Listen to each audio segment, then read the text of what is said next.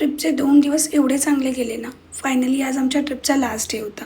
आज आम्हाला घरी परत यायचं होतं. सकाळी उठल्या आधी सगळा बॅग पॅक करून घेतला आणि त्यानंतर आम्ही ब्रेकफास्टला गेलो. ब्रेकफास्ट झाला, पण प्राव्याला मात्र तिथून निघायची इच्छा नव्हती. फायनली चेकआउट केलं आणि आम्ही मुंबईच्या दिशेने यायला परत निघालो. मध्ये आम्हाला एक लंच ब्रेक घ्यायचा होता, तर आम्ही जगदंबा हॉटेल इथे स्टॉप घेतला.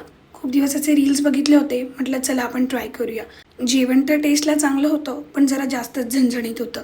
आमचं जेवण झालं त्यानंतर आम्ही पुढच्या प्रवासाला सुरुवात केली. मुंबईला पोचायला आम्हाला जवळजवळ 7:30-8 वाजले होते. पण प्राव्याला मात्र आता इनाराला सोडून तिथून जायचंच नव्हतं.